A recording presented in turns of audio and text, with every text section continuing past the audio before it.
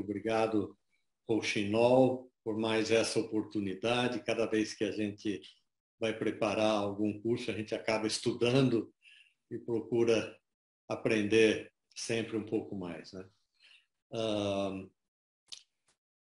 Na verdade, como eu já mencionei inicialmente, né, a minha falta, vamos dizer assim, de uma boa didática, eu acabei criando alguma confusão com relação ao título, né? Foi me dada a missão de apresentar alguma coisa relativa a palavras ocultas. E como Palavras Ocultas é uma obra, como o próprio Bahá'u'lláh fala, né, que é aquilo que foi revelado aos profetas de antanho, a essência de tudo que eles revelaram está ali. Né?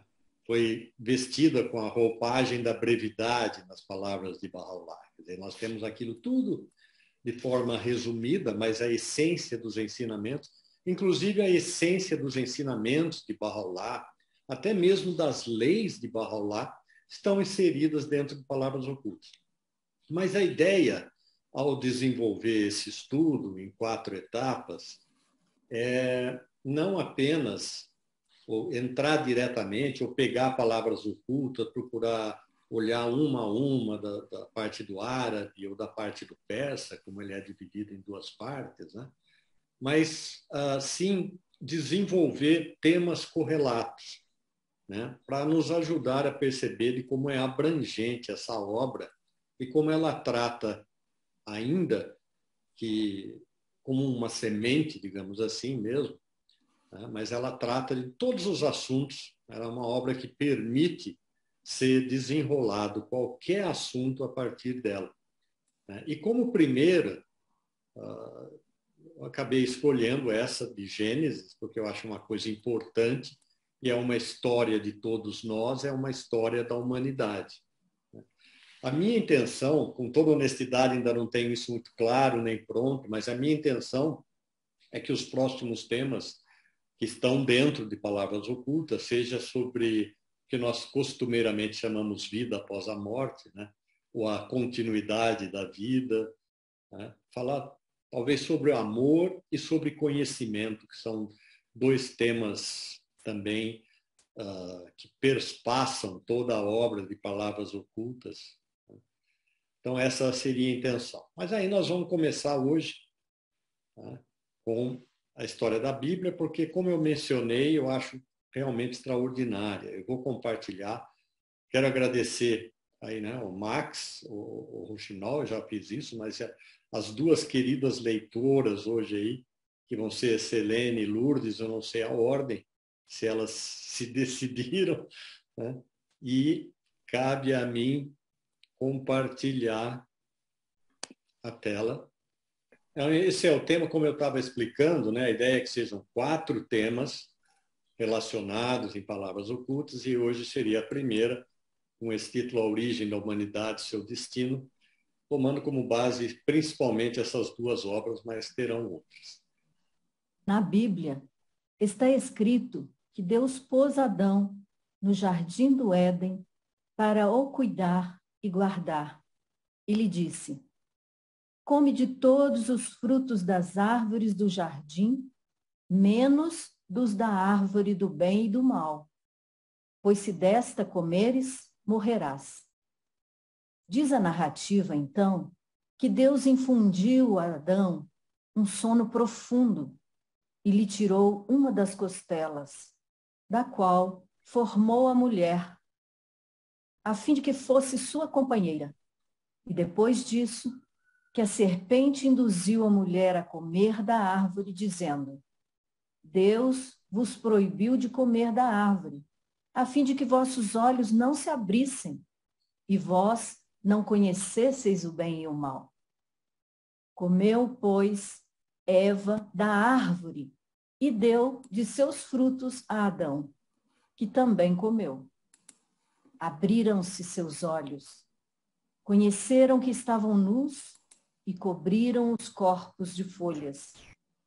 Em consequência deste ato, foram repreendidos por Deus. Perguntou Deus a Adão se comera da árvore proibida, ao que ele respondeu: que Eva o havia tentado, e assim ele comeu. Deus respondeu, pois, a Eva que disse: a serpente me tentou e eu comi. Por isso foi maldita a serpente, e inimizade foi posta entre ela e Eva, e entre a posteridade de ambos. E Deus disse: eis aí, está feito o homem como um e nós, conhecendo o bem e o mal, e talvez ele como da árvore da vida e viva eternamente. Assim Deus guardou a árvore da vida. Abdu'l-Bahá. Resposta a algumas perguntas. Nós vamos ver, né, como Abdu'l-Bahá comenta, e eu acho que a história é bastante clara com relação a isso, que se nós tomarmos essa história ao pé da letra, ela é uma história absolutamente fantasiosa, né? Mas, por outro lado, os Bahais admitem os textos bíblicos como a palavra de Deus. O que Abdu'l-Bahá fala é que nós devemos buscar entender aqueles sentidos interiores, né, as sugestões, os símbolos, né, que existem por trás dessa história. Porque da maneira como ela está escrita, essa história parece bastante fantasiosa. Todo mundo conhece essa história, eu acho que ela faz parte, especialmente aqui no Ocidente, é uma história que desde criança assombra a mente, né, de todos. Enfim, o resumo que é Abdu'l-Bahá, eu achei muito interessante trazê-lo aqui, porque ele é um resumo completo das partes mais importantes disso. Agora vamos ver o que nós devemos entender por isso, o que nós podemos extrair disso. Homem criado à imagem e semelhança de Deus. Gênesis, capítulo 1, 26. E disse Deus: façamos o homem à nossa imagem, conforme a nossa semelhança. 27. E criou Deus o homem à sua imagem, a imagem de Deus o criou, homem e mulher os criou. As palavras ocultas, árabe. 3. Ó filho do homem, velado em meu ser imemorial e na eternidade antiga de minha essência, conheci meu amor por ti, assim te criei, gravando em ti minha imagem e revelando-te minha beleza. Veja que, como palavras ocultas, é sempre um contraponto de algo que já foi dito nas escrituras do passado e que Bahá'u'lláh traz aqui, quando ele menciona que velado no ser imemorial, na eternidade antiga da essência de Deus, né, Deus conheceu o amor pelo homem e assim criou o homem. Então nós sabemos que é o amor a causa da criação. E ele fala a mesma afirmação que tem no Gênesis, gravando a minha imagem e revelando minha beleza. Muita gente tem a ideia, né, de que Deus é aquele velho barbudo que anda sobre as nuvens, baseado até mesmo ao interpretar de uma maneira literal o que está escrito no Gênesis, quando diz que Deus criou o homem à imagem e semelhança dele. E nos ensinamentos barrais, essa ideia de imagem e semelhança é colocado o espelho como refletor, quer dizer, a alma do homem, a realidade do ser humano é como um espelho que reflete, acima de todas as outras coisas criadas, os atributos e as perfeições divinas. Próximo, por favor.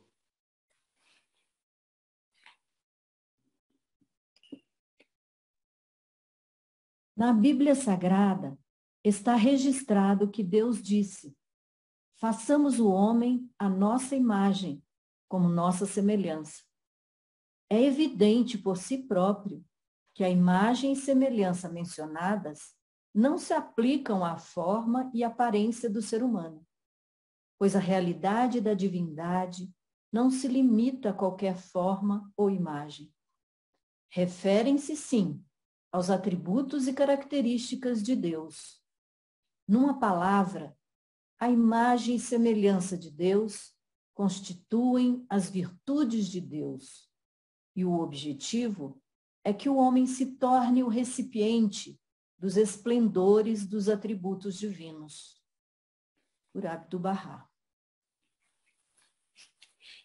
Então, eu acho que fica bastante claro, né, Abdu'l-Bahá explicando o que significa essa imagem e semelhança. Obviamente, Deus, essência, jamais se poderia trazer ou se limitar a qualquer corpo humano, por mais nobre que seja. Né, é impossível para a essência divina ser encarnada num corpo humano. Então, essa ideia de semelhança é realmente a ideia do espelho, é a que melhor traz à mente uma realidade do que ela representa. É os atributos, as características, as virtudes divinas. O sopro da vida. Gênesis capítulo 2, versículo 7. E formou o Senhor Deus o homem do pó da terra, e soprou em suas narinas o fôlego da vida. E o homem foi feito alma vivente. As palavras ocultas árabe, 68. Ó filhos dos homens, não sabeis por que nós vos criamos a todos do mesmo pó? A fim de que ninguém se enaltecesse acima dos outros. Ponderai no coração, em todos os tempos, de que modo fostes criados. Já que vos criamos a todos da mesma substância, deveis ser como uma só alma, andando com os mesmos pés, alimentando-vos com a mesma boca e habitando na mesma terra, a fim de que, do imo de vosso ser, através de vossas ações, se manifestem os sinais da unidade e a essência do desprendimento. É esse o meu conselho a vós, ó Assembleia de Luz. Atentai a esse conselho, para que possais obter da árvore de glória maravilhosa o fruto da santidade. 19. Ó filho da visão maravilhosa, insuflei em ti um sopro de meu próprio espírito, a fim de que me pudesses amar. Por que me abandonaste e quiseste o outro, que não eu, como teu bem amado? Iniciando com o Gênesis, está escrito que Deus fez o homem do pó da terra. E depois soprou nas narinas dele o fôlego da vida. A partir daí, com esse fôlego da vida, o homem foi feito alma vivente. Ou seja, passou a ter vida. A terminologia que a fé Bahá'í traz é, a partir do momento que o homem recebe esse espírito da vida, o sopro da vida, a alma do homem ganha um novo status, que é o status de espírito da fé. E essa correlação entre alma e espírito é uma que Abdu'l-Bahá usa para explicar a ideia de Adão e Eva. Qual é o simbolismo que trazem a ideia de Adão e Eva. E já no texto de Bahá'u'lláh, do árabe, esses dois textos, no primeiro ele relembra isso. Por que nós fomos criados do mesmo pó? Bahá'u'lláh fala que ninguém se sentisse acima dos outros. E ele aconselha que nós estejamos constantemente pensando sobre isso, que nós somos feitos do mesmo pó. Por quê? E ele fala, isso tem uma consequência. Já que vocês foram todos criados da mesma substância, vocês deveriam ser como uma só alma, andando com os mesmos pés, alimentando-vos com a mesma boca e habitando na mesma terra. E o objetivo nisso tudo é que sejam manifestados os sinais da unidade e a essência do desprendimento. Ao seguir esse conselho, Bahá'u'lláh está dizendo que o homem pode colher de uma outra árvore, a árvore da glória maravilhosa. Que fruto que ele pode colher? O fruto da santidade. Então, a ideia da unidade do gênero humano é quando se afirma que, em palavras ocultas, a essência e a semente de toda a revelação de Bahá'u'lláh está embutida. Muita gente pergunta, mas como assim? Bahá'u'lláh fala tanto da unidade do gênero humano. Vejam que a semente está aqui. Tá? Quando ele fala... E as implicações sociais também. Quando ele fala que deveriam ser como uma só alma, andando com os mesmos pés, né? Não parece usar os mesmos recursos para todos igualmente, alimentar com a mesma boca, quer dizer que não deveria haver fome, que deveria haver oportunidade para todos igualmente. E, de novo, ali embaixo, no 19, ainda palavras ocultas do árabe, ele fala isso mesmo, de que ele soprou no homem o espírito da vida. A partir desse momento, o homem tem vida. E ele pode amar. O propósito disso é que ele pode amar de volta aquele que o amou e o trouxe à criação. E aí Bahá'u'lláh lembra o que é a história que Abdu'l-Bahá ali atrás comentou de Adão, que Adão tinha todos os frutos maravilhosos, inclusive esse da santidade lá no paraíso, né? Mas ele abandonou, porque ele comeu do fruto da árvore do bem e do mal, que nós já vamos ver em seguida. Aí Bahá'u'lláh pergunta, por que me abandonaste e quiseste outro que não eu, como teu bem-amado?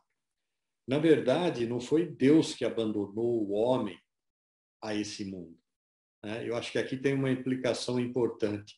O homem é que abandonou a Deus, porque Deus sempre cumpre a sua parte, digamos assim, da aliança, de estar guiando, de estar dispensando as misericórdias generosamente sobre o ser humano, mas é o homem que se afasta de Deus.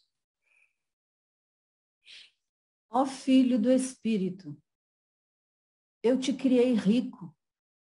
Por que te empobreces? Nobre te fiz. Com que te rebaixas? Da essência da sabedoria, eu te concedi a existência. Por que buscas iluminação de outros, senão de mim? Da argila do amor te moldei. Como é que te ocupas com outro? Volta teus olhos a ti mesmo, a fim de que, dentro de ti, me possas encontrar, forte, poderoso, que subsiste por si próprio. Tu me perguntaste sobre a declaração nas palavras ocultas.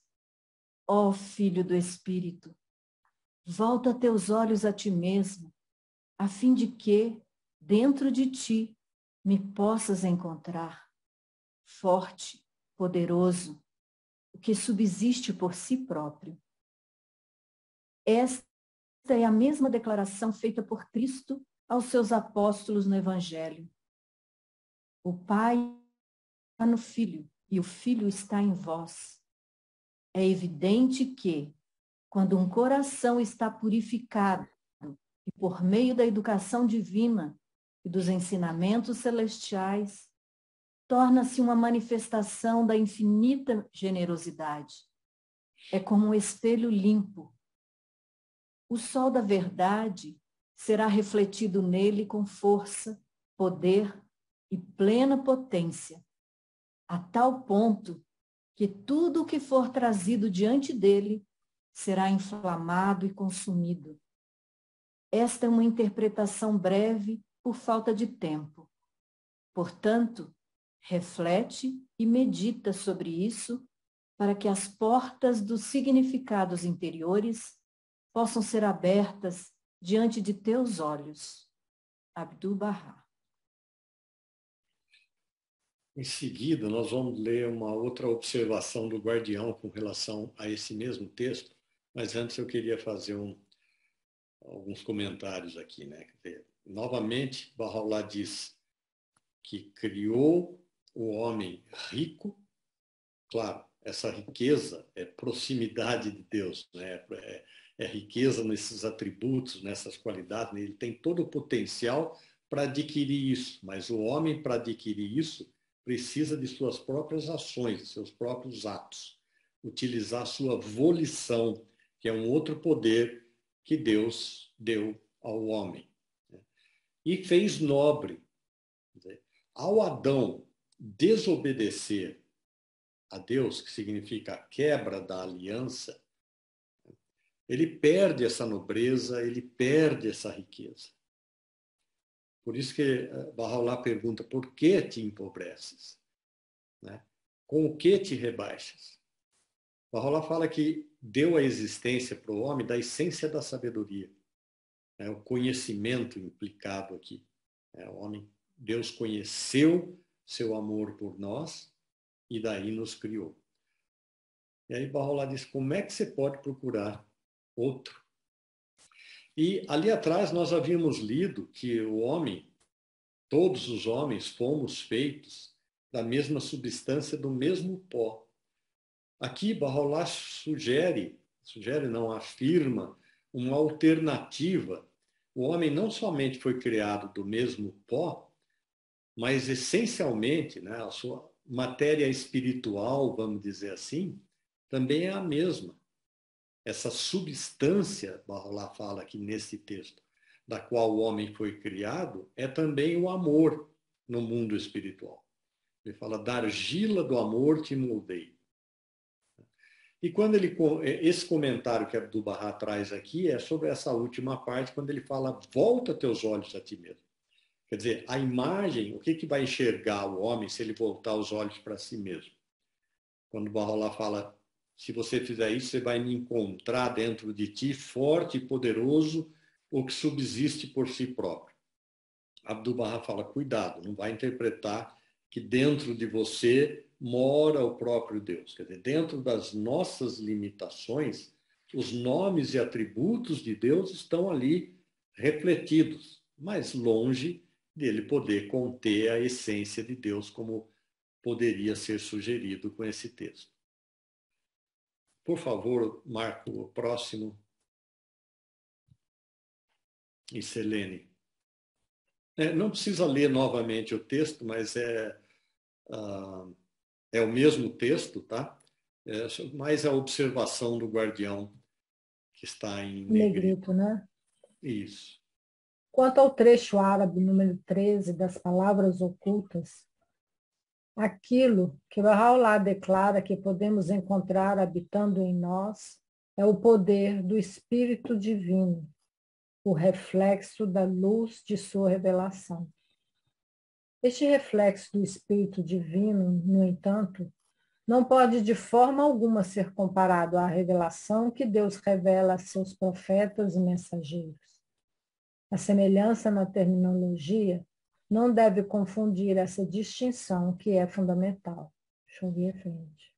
Acho que o texto é muito claro, né? Embora nós sejamos como espelhos que refletimos os atributos do manifestante de Deus, né? Do sol da verdade, jamais, claro, pode haver alguma comparação com relação a isso, porque a capacidade de reflexão do espelho perfeito, que é o manifestante divino, é incomparavelmente diferente da nossa, é infinitamente. Né? Ele tem todos os atributos, Bahá'u'lláh explica isso, por exemplo, no livro da certeza, que ainda que nós não consigamos enxergar isso manifestado durante a vida desses manifestantes, quando vêm aqui a essa Terra, a esse planeta, né? Eles, sem exceção, todos os manifestantes de Deus possuem todos os nomes e atributos de Deus em si mesmo, quer dizer, refletidos na realidade do seu ser, como homem perfeito que são. Então, por que está trazendo esses temas? A ideia de Adão, nós estamos começando a ver que Adão representa tanto o homem perfeito, que é o manifestante de Deus, como o homem comum, vamos chamar assim. Isso vai ficar mais claro adiante. E plantou o Senhor Deus um jardim no Éden, do lado oriental, e pôs ali o homem que tinha formado. E o Senhor Deus fez brotar da terra toda árvore agradável à vista e boa para a comida, e a árvore da vida no meio do jardim, e a árvore do conhecimento do bem e do mal. E tomou o Senhor Deus o homem e o pôs no jardim do Éden para o lavrar e o guardar. E ordenou o Senhor Deus ao homem, dizendo: de toda a árvore do jardim comerás livremente. Mas da árvore do conhecimento, do bem e do mal, dela não comerás, porque no dia em que dela comeres, certamente morrerás. Então, relembrando um pouco da história que Abdu'l-Bahá resumiu lá no começo da nossa apresentação, o texto de Abdu'l-Bahá resumiu, Deus, então, criou um jardim muito especial. E do lado oriental, sugerindo surgimento dos manifestantes de Deus, surgem no Oriente e depois sua influência vem até o Ocidente, ele colocou o homem ali.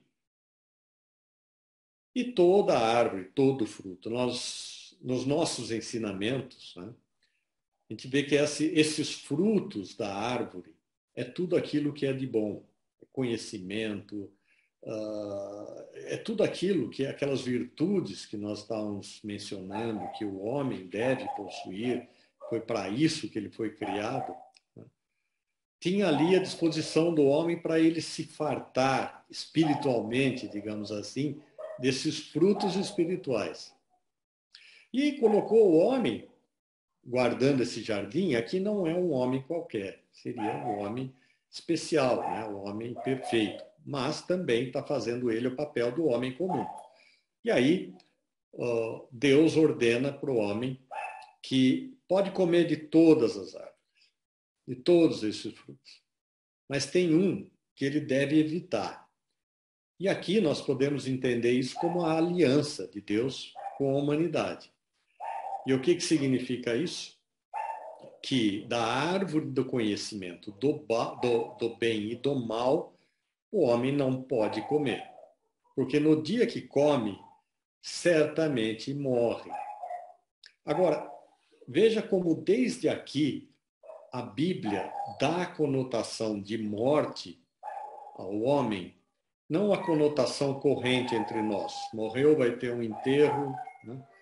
Mas dá a conotação de que a morte é uma morte espiritual, é diferente, porque a própria história de Adão e Eva fala, o homem comeu do bem e da árvore do bem e do mal, esse fruto, Adão nem Eva morreram. Eles simplesmente foram expulsos do paraíso, foram expulsos do Éden. Né? Então, mas então Deus estava prometendo uma coisa que não é verdade? Ele disse que se eles comessem, eles morreriam. Né? Disse para Adão, se você comer, você vai morrer. Adão comeu, não morreu da maneira como nós entendemos, mas espiritualmente é como se tivesse morrido, porque é o equivalente a cometer um pecado, uma transgressão. Né? E é esse o sentido que nós podemos depreender daqui. Aí, então, nós temos mais um texto de Bahá'u'lláh, do persa, que é muito bonito e que traz à mente a ideia, antes da leitura que a Selene vai fazer, vou fazer esse comentário, que dá a ideia dessa noção, dessa aliança, tá? Que ocorreu naquele momento da existência histórica de um manifestante de Deus chamado Adão. Então, Selene, por gentileza. Ó meus amigos, tereis vós esquecido aquela manhã verdadeira radiante, quando, naquele santo e abençoado ambiente, vós todos vos reunistes em minha presença, à sombra da árvore da vida, plantada no paraíso todo glorioso, atônitos, escutastes enquanto eu fazia estas 3 sacratíssimas pronunciações. Ó amigos, não prefirais vossa vontade à minha. Nunca desejeis o que eu não desejei para vós.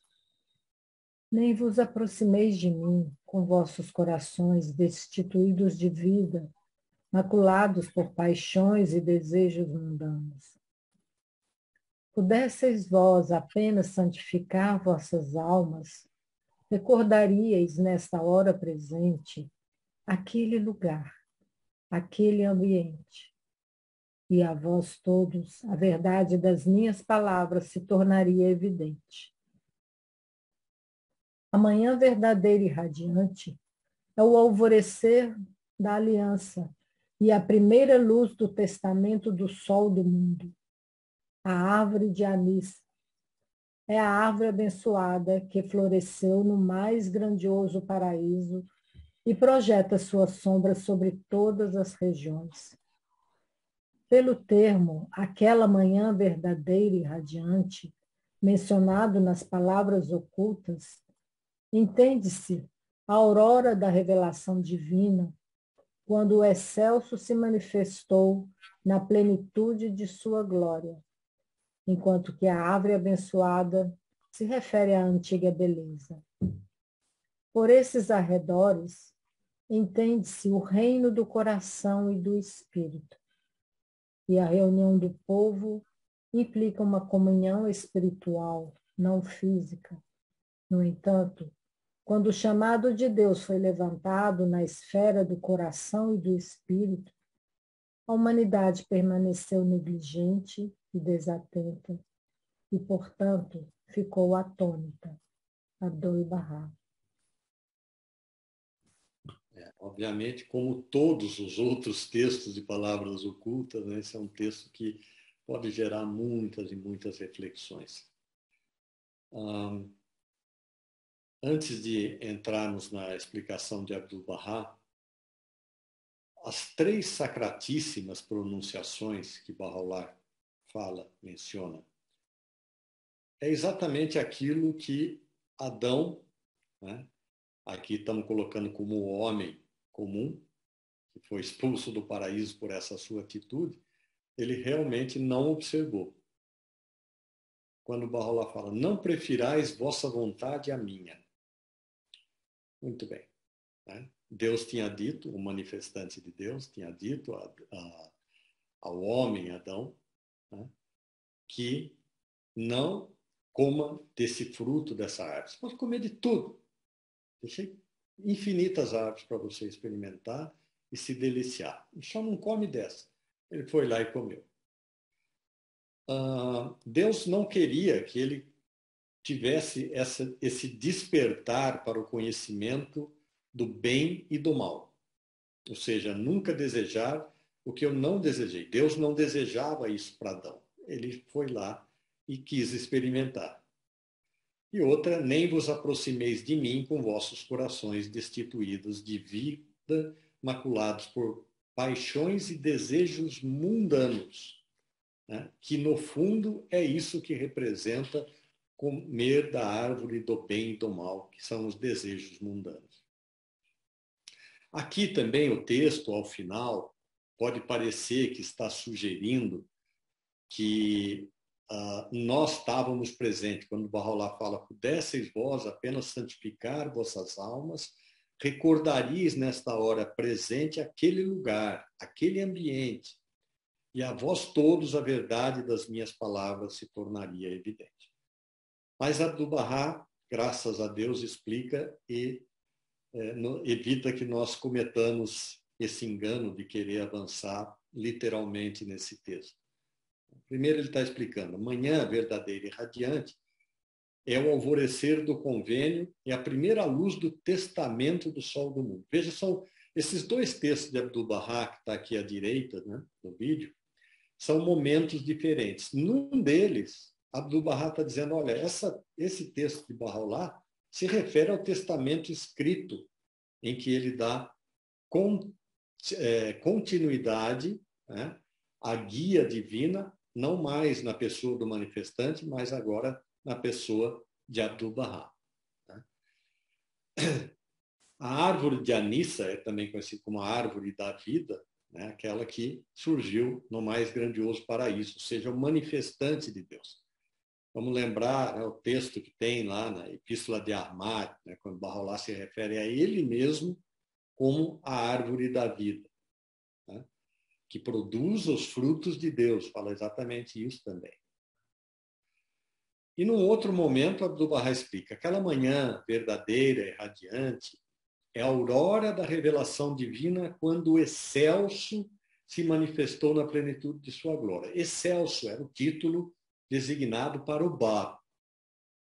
Então, aqui, Abdu'l-Bahá está dizendo, olha, aquela manhã verdadeira que Bahá'u'lláh está citando em Palavras Ocultas é uma referência ao Báb. O Báb, quando estava se declarando, é como se estivesse ocorrendo a mesma coisa que aconteceu no tempo de Adão. Nós vamos aduzir mais algum texto para reforçar essa ideia. Né? E a árvore abençoada, né, que é a árvore de Anissa, ou a árvore da vida, se refere à antiga beleza. Antiga beleza é um título de Bahá'u'lláh. Arredores, né, que a gente poderia pensar, Bahá'u'lláh está dizendo que nós podemos lembrar. É que Bahá'u'lláh está dizendo que esse poder do Espírito é uma coisa tão forte, né, que é como se a gente pudesse recordar aqui. Abdu'l-Bahá explica que esses arredores que Bahá'u'lláh chama, daquele ambiente maravilhoso, junto à árvore da vida, né, lá no Éden, no paraíso, né, significa o reino do coração e do espírito humano. Né? E essa reunião do povo, quando escutou Bahá'u'lláh, a árvore da vida, fazendo essas 3 pronunciações, né, significa que o povo estava reunido numa comunhão espiritual, quer dizer, os crentes. Né? Só que, né, a humanidade em geral, Abdu'l-Bahá acrescenta, quando o chamado de Deus foi levantado na esfera do coração e do espírito, a humanidade permaneceu negligente, quer dizer, se repete a história do que fizeram com Bahá'u'lláh, jogaram na prisão, maltrataram, injuriaram, fizeram com o Báb, fizeram com Jesus, fizeram com todos eles. Né? Então, a humanidade permaneceu negligente, desatenta, portanto, ficou atônita. Né? A árvore da vida é o grau máximo da existência. A posição do Verbo de Deus e do manifestante universal. Esta posição foi preservada, pois, e ao aparecer o mais nobre manifestante universal, tornou-se clara e evidente. Pois a posição de Adão, com respeito ao aparecimento das perfeições divinas, era embrionária. A posição de Cristo era a da maturidade, do raciocínio, e o surgir do luminar supremo era a da perfeição da essência e das qualidades. Eis porque, no mais alto paraíso, a árvore da vida é a expressão para o centro de santidade absolutamente pura, isto é, o manifestante divino universal. Do tempo de Adão até o de Cristo, pouco se falou da vida eterna e das perfeições celestes universais. Essa árvore da vida foi a posição da realidade de Cristo. Em virtude de sua manifestação, foi plantada e adornou-se de frutos imperecíveis.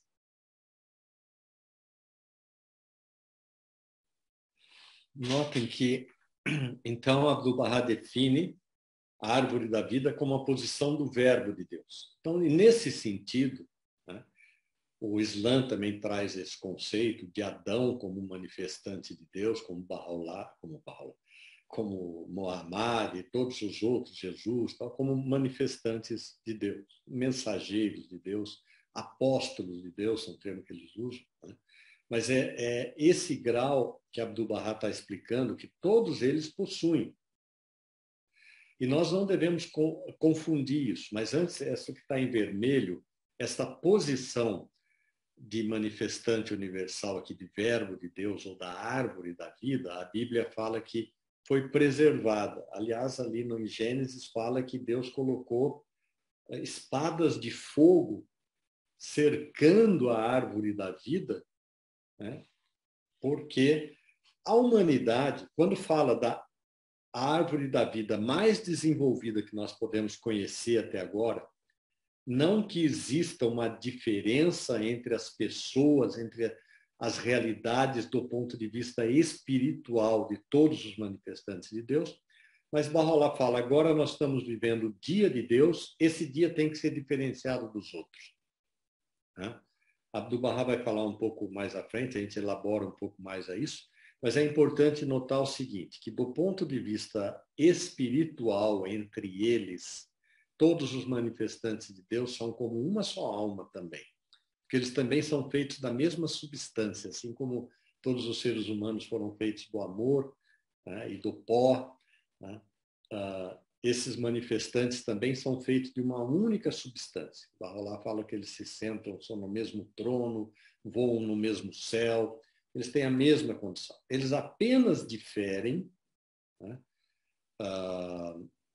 na intensidade da revelação deles, né, e no brilho deles. Uns brilham mais do que outros, aparentemente para esse mundo terreno. E, nesse sentido, nenhuma manifestação antes apareceu com o esplendor que apareceu agora a revelação de Baha'u'lláh. É por isso que, desde o tempo de Adão, essa posição de Baha'u'lláh como a árvore da vida foi preservada, né? E agora é que surgiu aquilo que o próprio Baha'u'lláh chama o mistério oculto, que desde tempos imemoriais estava oculto dos olhos dos homens, surgiu agora. Né? A gente pode entender isso também até como uma referência a essa história arquetípica, de Adão, né? E do Jardim do Éden e tudo mais. Próximo, Marco, por favor. Vamos ver a explicação que Abdu'l-Bahá dá sobre a árvore do bem e do mal e da serpente. Esse texto está, embora eu não tenha mencionado adequadamente aqui, está em resposta a algumas perguntas, que tem um texto que ele só explica sobre Adão e a Eva de acordo com a Bíblia. A árvore do bem e do mal, espírito e alma. Adão significa o espírito de Adão e Eva sua alma. Em algumas passagens dos livros sagrados que mencionam mulheres, estas representam a alma do homem. A árvore do bem e do mal significa o mundo humano, pois o mundo espiritual, divino, é puramente bom e absolutamente luminoso. Mas no mundo humano existem condições opostas, luz e trevas, bem e mal. A serpente significa ligação ao mundo humano. Esta ligação do espírito ao mundo humano fez a alma e o espírito de Adão deixarem o mundo da liberdade para o da escravidão, voltarem-se ao reino da unidade para o reino humano. Quando a alma e o espírito de Adão entraram neste mundo, ele saiu do paraíso da liberdade e desceu ao plano da escravidão. Das alturas da pureza e bondade absoluta, veio ao mundo do bem e do mal. Vejam que lucidez de explicação de Abdu'l-Bahá. Né? É interessante notar o que o Gênesis fala sobre a Eva. No Alcorão fala sobre a mulher do homem, mas não é nem citado o nome Eva, embora o Alcorão relate uma história muito parecida com essa da Bíblia. Mas na Bíblia está escrito que Eva foi tirada da costela de Adão. Obviamente, outra vez, um simbolismo, claro, né? Imagina a mulher sair da costela do homem. Mas isso mostra uma coisa importante. Mostra que ela, em essência, ela tem a mesma essência do homem. Ela foi extraída do homem. Então, nós poderíamos até deduzir, né, a igualdade de direitos entre homem e mulher, porque eles têm a mesma natureza. E então, Abdu'l-Bahá explica que Adão significa espírito de Adão e Eva significa sua alma. Se nós formos buscar os ensinamentos de Abdu'l-Bahá, como nessa mesma obra Resposta a Algumas Perguntas, a diferenciação que ele faz sobre alma e espírito, né? Assim, em linhas muito gerais, é muito bonito estudar isso tudo. A gente vai falar um pouco mais quando a gente falar sobre a vida após a morte, vai ligado aqui a palavras ocultas, espero, né? Mas basicamente a alma é aquele poder vital, né, que confere também o poder do raciocínio ao ser humano, que é o poder da mente que se irradia através da alma, como diz Abdu'l-Bahá. E quando essa alma adquire, vamos dizer assim, o seu retorno ao paraíso, que é reconhecer o manifestante de Deus, né, ela adquire o espírito de fé. Né? Então, essa é uma diferenciação entre alma e espírito. Mas o que é importante aqui que Abdu'l-Bahá está trazendo, ele não está entrando nesses detalhes, o que está querendo dizer é que alma, que é Adão e Eva, estão se referindo, na verdade, ao mesmo ser, Adão. Né? Porque todo ser humano tem uma alma, né? E ele pode adquirir o espírito da fé. E aqui, Adão, como alma e espírito, uma única entidade. A ideia de Eva sair da costela de Adão, uma única entidade, na verdade. É que aqui começa a ideia de diferenciação que pertence a esse mundo. A árvore do bem e do mal significa o mundo humano. Aqui cabe uma explicação também. Abdu'l-Bahá diz: o mundo espiritual é puramente bom e absolutamente luminoso. Mas no mundo humano existem condições opostas: luz e trevas, bem e mal, riqueza e pobreza. Né? A própria noção do bem e do mal, que está aqui colocado, né? A gente viu, por exemplo, em Sete Vales, né? Como o ser humano, Bahá'u'lláh descrevendo a evolução da alma humana, quando ela ultrapassa o vale da unidade, quando ela chega no vale da admiração, ela deixa de enxergar. Aliás, o vale da unidade, até chegar lá, Bahá'u'lláh chama de limitação, justamente porque até ali o peregrino enxerga esses contrastes na vida humana, né? Bem e mal, misericórdia e impiedade, todas essas coisas como opostas, né? Mas que, na realidade, elas têm um benefício. Abdu'l-Bahá explica isso.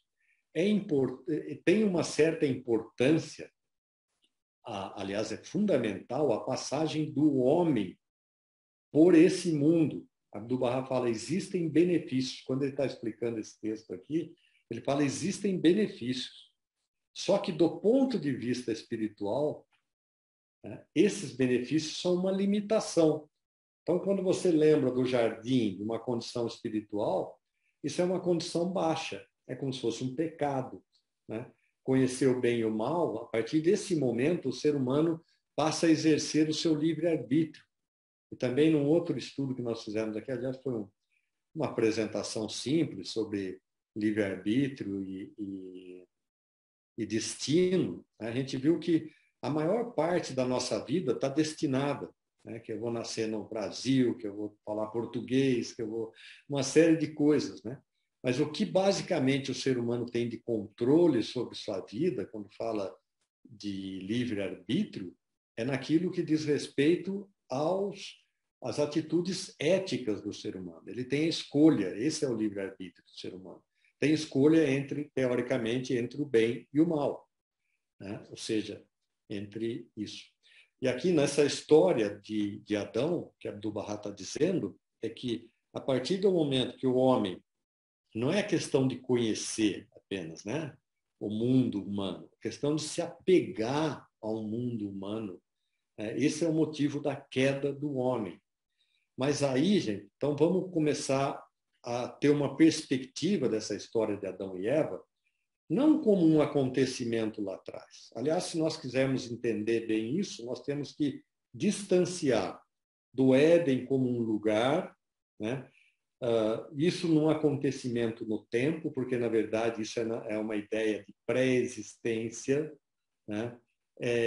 Nós temos que desassociar como um único evento a história de Adão, do paraíso, tudo mais, ela se repete a cada vez que vem um manifestante de Deus aqui nesse mundo. E a humanidade coletivamente deve responder sim ou não para aquela nova chamada, né? E causa uma revolução. Como Jesus disse, os últimos serão os primeiros, né? Há uma reversão de valores, há uma reversão de posições espirituais, todo mundo começa do zero, a diferenciação começa quando se aceita os ensinamentos do manifestante para trazer à tona uma nova civilização também coletivamente, né? Enfim, e também nós vamos ver isso aqui daqui a pouco, que a ideia da história de Adão e Eva, ela se reflete na nossa vida diária, talvez muitas vezes ao dia, né? Mas muito bem. Então, e aí Abdu'l-Bahá explica em seguida, então, essa ideia da árvore, do bem e do mal, né, como mundo humano. Abdu'l-Bahá lembrando, a árvore do bem e do mal significa o mundo humano. Tá? E a serpente é a ligação a esse mundo humano. A serpente, ela tramita entre a árvore e a terra, né? Ela faz essa ponte, essa ligação. Ela convenceu Eva, teoricamente, ou seja, a alma do homem, né, a ter esse apego, a desobedecer, quebrar os laços da aliança.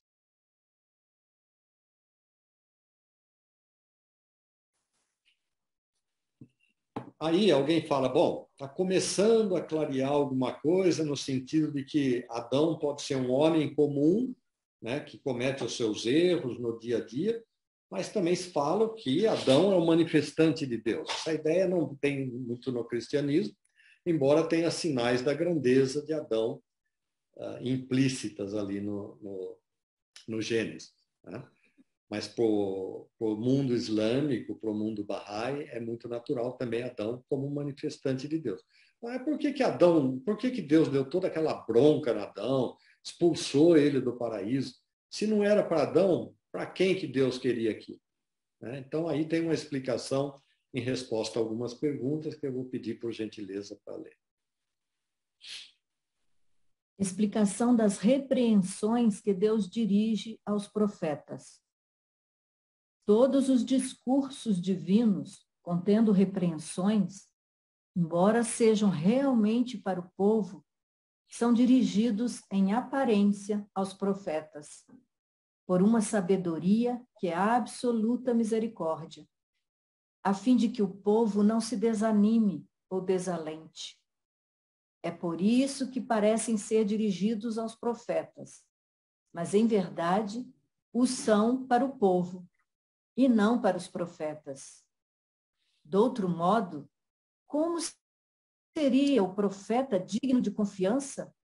Como poderia ele ser um mensageiro de Deus e transmitir seus mandamentos e suas proibições?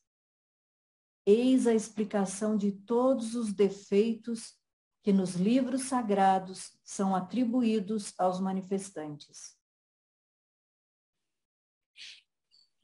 Eu acho que esse texto é muito claro, né?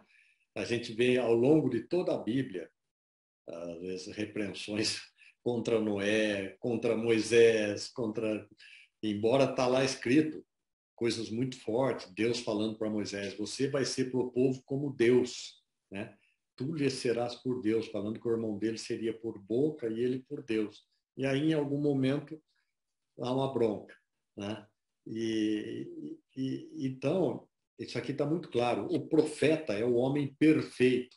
Não tem defeito algum.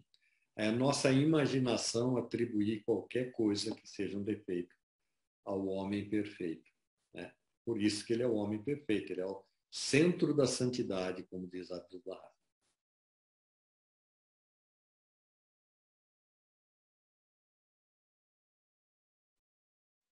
E também com relação à ideia de acreditar, né, na Adão e Eva como o primeiro homem, como a primeira mulher, como é que surge a humanidade e tal. Abdu'l-Bahá, graças a Deus, explicou tudo para a gente. E esse texto aqui comenta um pouco disso. Por gentileza. A lenta evolução do homem. O homem, no começo de sua existência, nas entranhas da terra, semelhante ao embrião no ventre materno, cresceu e desenvolveu-se gradativamente, passando de uma a outra forma e condição, até atingir seu presente estado de perfeição, formosura, força e poder. É certo que não possuía desde o princípio este encanto, essa graça e essa excelência, mas só aos poucos adquiriu sua forma atual tão bela e graciosa. Indubitavelmente, o embrião humano não apareceu logo de início nessa forma. Não era desde o começo o símbolo das palavras: louvado seja Deus, o melhor dos criadores. Só aos poucos, atravessando várias condições e aspectos diversos, veio a atingir essa perfeição, esse belo aspecto, com sua graça. Um momento, desculpa. Com sua graça e seu encanto. Assim, é claro, é indiscutível que o desenvolvimento do homem na Terra, até alcançar sua perfeição atual, é comparável ao do embrião no ventre materno. Passou gradativamente de um estado a outro estado, de uma a outra forma, estando isso de acordo com as exigências do sistema universal e da lei divina. Por outras palavras, o embrião atravessa estados diferentes e graus numerosos antes de manifestar os sinais do raciocínio e da madureza, quando alcança a forma que justifica esta glorificação. Louvado seja Deus, o melhor dos criadores. Abdu'l-Bahá. Bom, então, um texto de Abdu'l-Bahá dizendo que o homem veio se desenvolvendo lentamente, não foi criado como a gente imaginava. Olha, o homem, Deus pegou lá e tchum, colocou Adão com o formato do ser humano, né, com as chamadas perfeições atuais, e tudo. Não, veio desenvolvendo como um embrião. O embrião ele passa por diferentes formas, né? Os estudiosos até falam, tem hora que ele parece que ele é um anfíbio, né? como um embrião, ele vai mudando de forma, ele vai adquirindo... Bom, enfim, existe um texto de Abdu'l-Bahá explicando sobre a origem do homem, no sentido de que a espécie humana é única, não deriva de nenhum animal, mas pode ter sido parecido com um animal no passado, pode ter tido rabo, pode ter tido uma série de coisas, mas nunca foi animal, sempre foi homem, ainda que em estado embrionário. Muito bem, então a gente estava trazendo aqui a noção, né, que Palavras Ocultas traz e muitas obras barrais trazem, de que esse evento daquela manhã radiante é um evento que historicamente se repete em ciclos, né? E que historicamente ele está presente toda vez que surge um manifestante de Deus e traz uma nova revelação.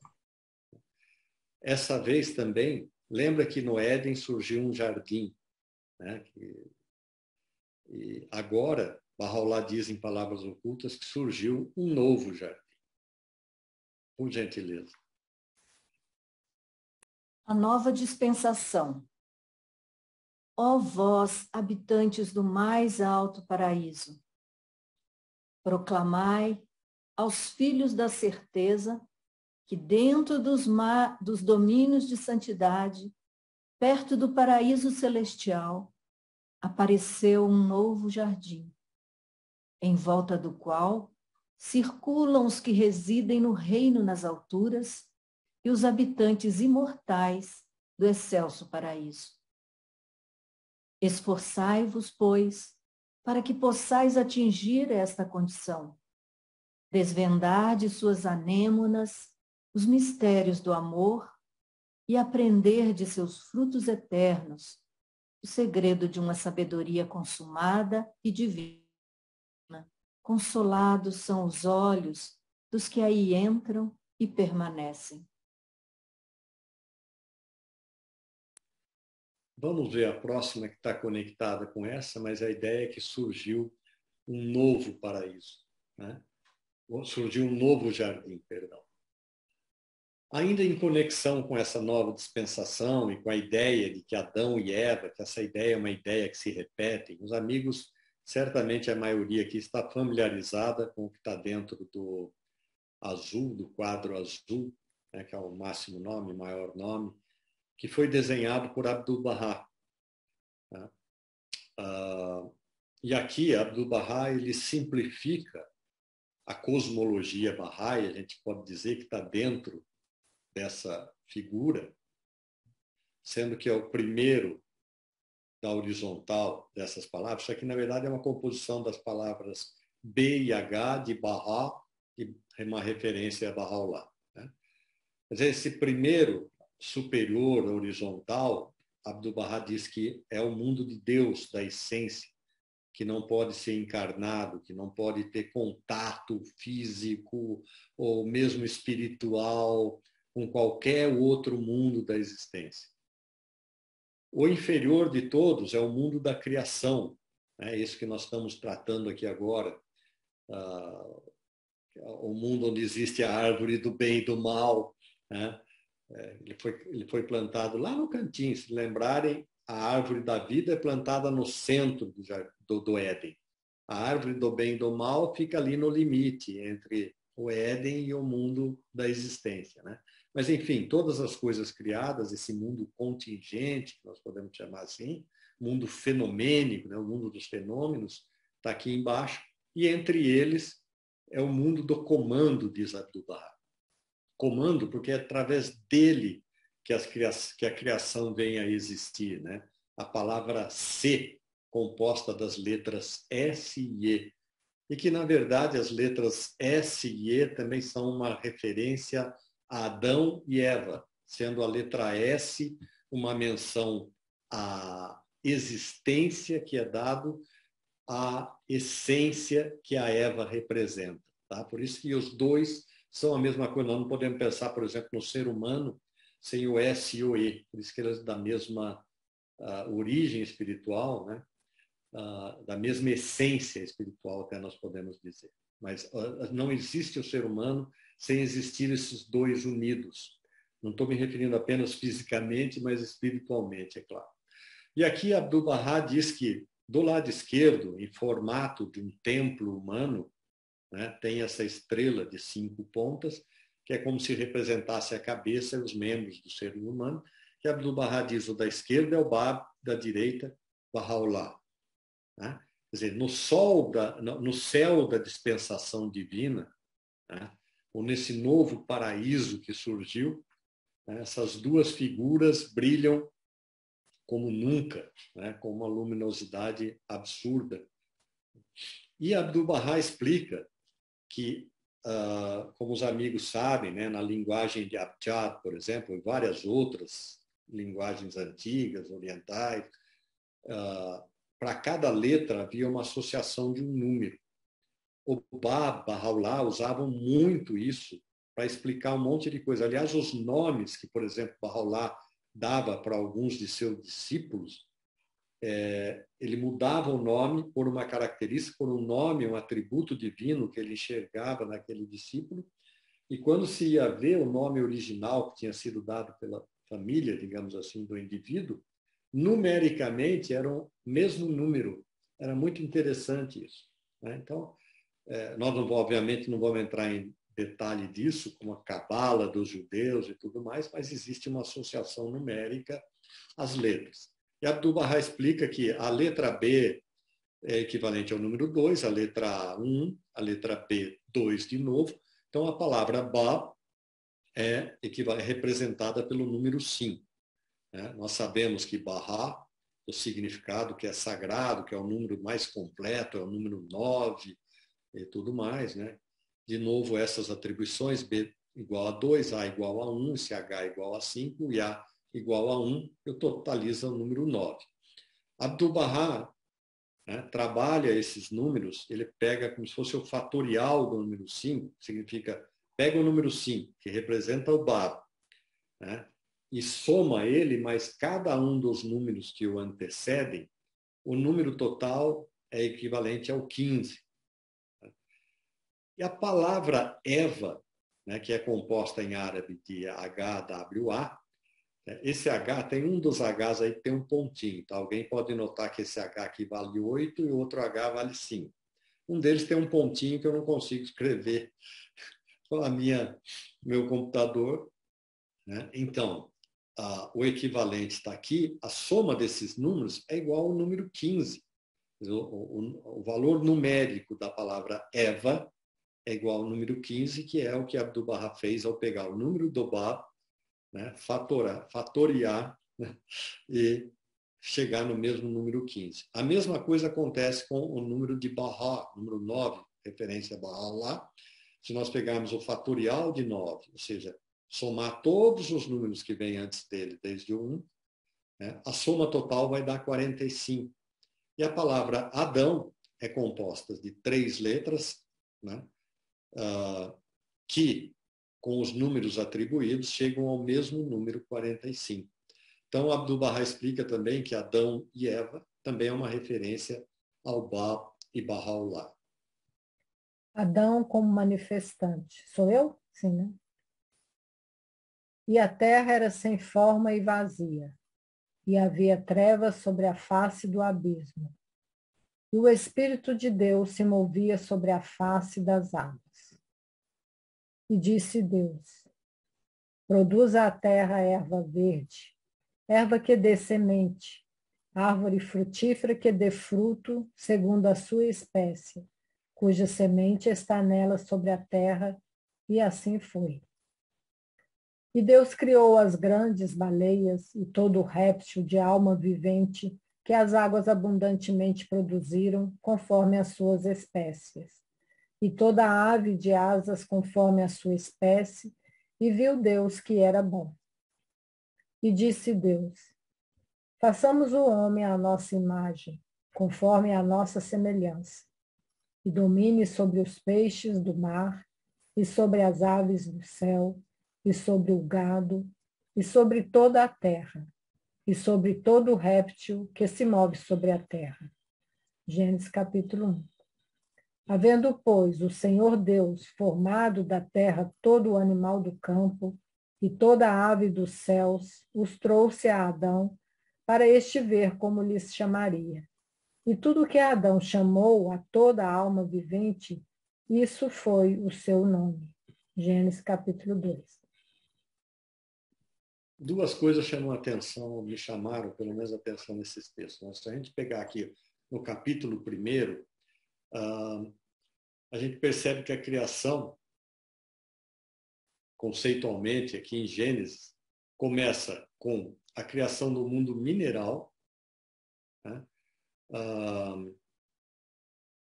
Porque Deus criou, aqui na verdade eu pulei um texto, mas Deus criou a terra e os céus, em primeiro lugar, né? Uma ideia do mundo mineral.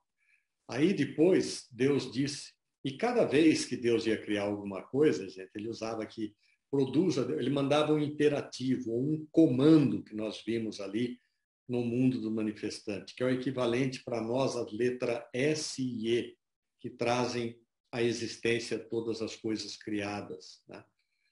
Mas, enfim, Deus criou primeiro o mundo mineral, depois aqui no 11 está escrito que ele produziu a terra, produziu erva verde, que dava semente, que dava árvore, depois futuramente.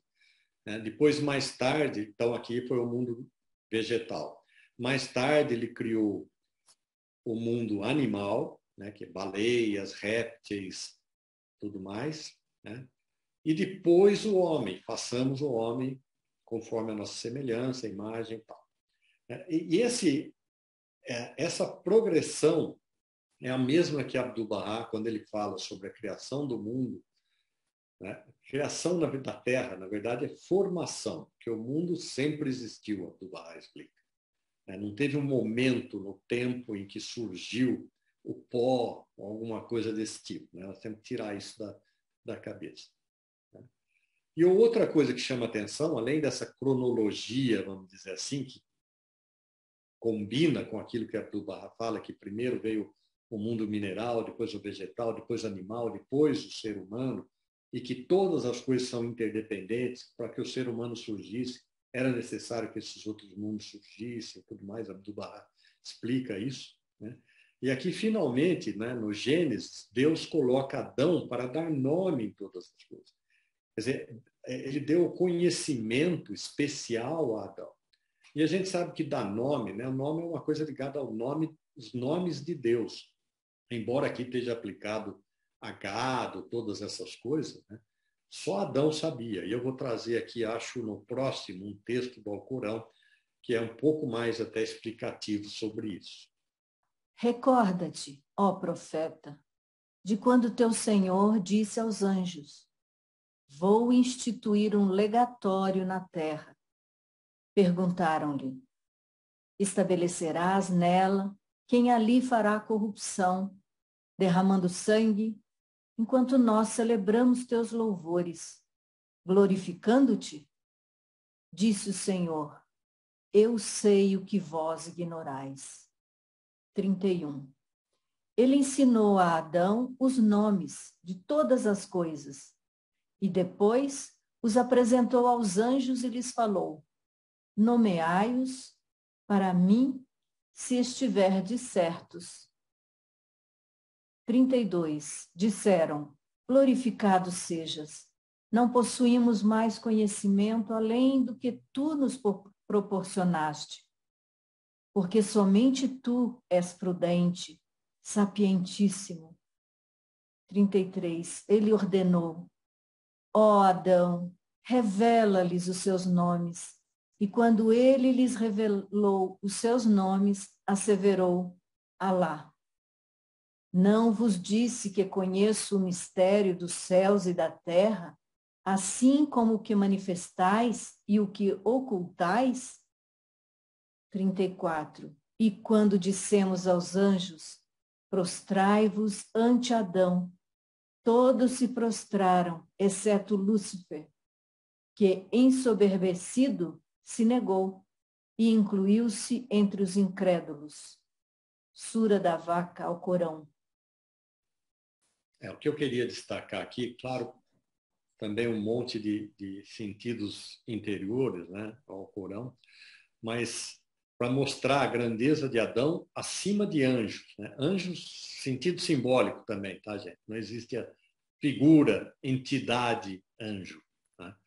Mas Adão, Deus, né, anuncia para os anjos que ele criaria um legatário, um herdeiro, vai também é traduzido, um herdeiro na terra. Herdeiro quer dizer que ele tem os seus nomes e atributos.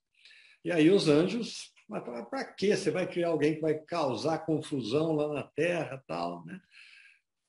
Aí Deus fala para eles: eu sei o que vocês ignoram. E aí Deus ensinou a Adão os nomes de todas as coisas, como o Gênesis disse ali atrás. E daí Deus apresentou todas as coisas para os anjos e falou: bom, se vocês sabem do que vocês estão falando, nomeia para mim aí o que são essas coisas. Aí os disseram: glorificado seja, não possuímos mais conhecimento além do que tu nos proporcionaste. Quer dizer, esse é um conhecimento que estava acima do conhecimento dos anjos. Daí Deus ordena para Adão: Adão, revela-lhes os seus nomes. E Adão revelou um por um. E na Bíblia está escrito aquilo que Adão chamou, assim ficou conhecido. Aí então, Deus falou para os anjos: não vos disse que conheço o mistério dos céus e da terra, como o que manifestais, o que ocultais? E aí surge essa noção de que Deus fala para os anjos: prostrem-se perante Adão. Quer dizer, perante o manifestante de Deus, todos os seres celestiais devem se prostrar. E um não se prostrou, que é Lúcifer, né? E aí é a mesma história, gente, comeu a árvore do bem e do mal, né? Ele transgrediu, né? E incluiu-se entre os incrédulos, que não acreditaram. É claro que Lúcifer também, Bahá'u'lláh explica a ideia de que Satã, o ente mal, é o próprio ego do ser humano. Não existe uma entidade Lúcifer. Ó amigo, no jardim de teu coração nada plante, salva a rosa do amor, e não te desprendas do rouxinol do afeto e do desejo. Estima a companhia dos justos e evita toda associação com os ímpios. Ó habitantes de meu paraíso, com as mãos da misericórdia, plantei no santo jardim do paraíso a árvore jovem de vosso amor e amizade, regando-a com as chuvas benéficas de minha eterna mercê. Agora que é chegada a hora de dar frutos, esforçai-vos para protegê-la e não permitir que seja consumida pela flama do desejo e da paixão. O primeiro acho que tem relação com aquilo que eu havia comentado anteriormente, né? O coração humano como um jardim, né? Que é o que Bahá'u'lláh fala, no jardim do coração. E esse de baixo aqui me lembra muito da revelação progressiva, quando ele fala: agora é chegada a hora de dar frutos. Porque desde Adão, e agora não estou falando Adão mais como simbólico, como mitológico, como uma história arquetípica, né? Eu estou falando de Adão manifestante, né? Que Abdu'l-Bahá explica que o ciclo que nós estamos vivendo pode ser dividido em duas partes. A parte que começa com Adão, termina com Muhammad, né? Em que é conhecido como ciclo da profecia. Eles passaram todo esse tempo como que cultivando essa semente, cuidando dessa árvore, regando essa planta e tudo mais. E Bahá'u'lláh chega agora a falar: agora que é o momento de dar os frutos, né? Porque a revelação de Bahá'u'lláh é a consumação, ou seja, é a realização suprema, é a maturação, é o aparecimento dos frutos de todas as revelações anteriores desde Adão, né? Então Bahá'u'lláh fala: olha, gente, agora é hora de dar fruto. Aqui vai ser a unidade da humanidade. Vocês vão viver como o reino de Deus na Terra, como Éden, colocado aqui nesse mundo, mas esse mundo vai ser uma expressão do Éden. Agora não deixa a flama do desejo, quer dizer, não vai comer de novo da árvore do bem e do mal.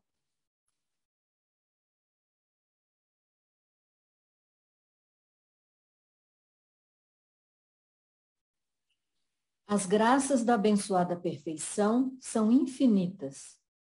Devemos nos esforçar para aumentar nossa capacidade dia a dia, fortalecer e ampliar nossa receptividade, a fim de nos tornarmos espelhos perfeitos. Quanto mais polido e limpo o espelho, maior o esplendor do reflexo das luzes do sol da verdade. Sede como um jardim bem cultivado, em que as rosas e flores multicores do céu crescem fragrantes e formosas. Tenho a esperança de que vossos corações tornem-se como solo preparado, cuidadosamente cultivado e pronto para receber as chuvas da graça divina da abençoada beleza. E os zéfiros da primavera divina possam soprar suas brisas vivificadoras. Então, o jardim de vossos corações produzirá flores de deliciosa fragrância para refrescar as narinas do jardineiro celestial. Que vossos corações reflitam a glória do sol da verdade, em suas muitas cores, para alegrar os olhos do cultivador divino que os nutriu. Dia a dia, tornai-vos mais intimamente atraídos, de modo que o amor de Deus ilumine todos aqueles com os quais entrais em contato. Sede como um espírito, uma alma, flores de uma só árvore, flores do mesmo jardim, ondas de um mesmo oceano. O que eu queria fazer um comentário é o seguinte. Bom, muito bem, vamos ler os dois próximos, eu faço o comentário no seguinte. Do jardim do coração humano. Enquanto o homem é feliz, pode esquecer-se de Deus, mas quando vem a aflição e as mágoas o oprimem, então lembrar-se-á de seu Pai que está no céu e pode livrá-lo de suas humilhações. Os homens que não sofrem não alcançam a perfeição. A planta mais podada pelo jardineiro é a que, quando chega o verão, terá as mais belas flores e o fruto mais abundante. O lavrador sulca a terra com seu arado, e da terra vem rica e abundante colheita. Quanto mais o homem é castigado, maior é a colheita de virtudes espirituais por ele produzida. Um soldado não é um bom general enquanto não tem estado na frente do mais violento combate e recebido os mais profundos ferimentos. Abdu'l-Bahá. Por que esse texto, né? Porque, num certo sentido, quando eu li o texto que Abdu'l-Bahá falava que até mesmo, né, no mundo humano, que o homem vive entre a escuridão e a luz, né? Mas até mesmo no mundo humano, não espiritual, existe benefício, o homem aprende com ele e tem efeitos até espirituais. Né? E essa aqui é uma das explicações disso, né? Que o ser humano ele precisa, e essa é uma das sabedorias dessa vida, embora coisas contrárias às nossas vontades ocorram, mas tudo isso é para a educação do ser humano. Esse mundo inteiro, Bahá'u'lláh fala, cada átomo que existe no mundo foi criado para o seu benefício, para a sua educação, Bahá'u'lláh fala para nós humanos. Né? Então, embora às vezes essas coisas doem, essas coisas são sofridas, mas são absolutamente necessárias para a evolução do ser humano. O que eu quero dizer com isso? É que dá a impressão, alguém pode falar assim, mas não foi Deus que criou a árvore do bem e do mal? Né? Sim, ele criou, tá? Mas ela, na verdade, pode ser uma coisa boa, ela tem o seu lado bom, que faz o homem progredir. Agora, o livre-arbítrio, as decisões dos seres humanos não adequadas, que ele também aprende tomando decisões erradas, desde que ele põe a mão na consciência e perceba o erro. Né? Mas são todas coisas importantes, todas as coisas que existem, na verdade, estão aqui para a nossa orientação, para a nossa educação. Então, é necessário passar por isso. Porque, assim como existe o jardim espiritual que se renova, né, historicamente na pessoa dos manifestantes que surgem na Terra, né, existe esse Éden dentro de cada coração humano. Existe também um lado que nós podemos ser como jardineiros, ajudar outras pessoas, né, a desenvolver o seu próprio jardim. Não somos nós, não somos responsáveis espiritualmente por ninguém, mas ajudar as pessoas a fazerem as escolhas para cuidarem bem de seus próprios jardins que estão nos seus corações. Né? Por isso que eu perguntei no começo se o Max sabia cantar uma música, que é justamente o papel do jardineiro, que é associado ao tutor no estudo, nos círculos de estudo e tudo mais. Mas esse aqui é um texto de Abdu'l-Bahá que trata disso. Eu gostaria de terminar com isso como último texto. O mundo da humanidade está a necessitar de uma grande melhoria, pois é uma selva material onde árvores infrutíferas medram e ervas daninhas abundam. Se chega a haver uma árvore que dê fruto, esta é obscurecida pelas estéreis. E se uma flor se desenvolve nessa selva, é oculta e escondida. O mundo humano está precisando de jardineiros peritos que convertam essas florestas em roseirais deleitáveis, substituam essas árvores estéreis por outras fecundas e plantem no lugar dessas ervas daninhas inúteis rosas e ervas fragrantes.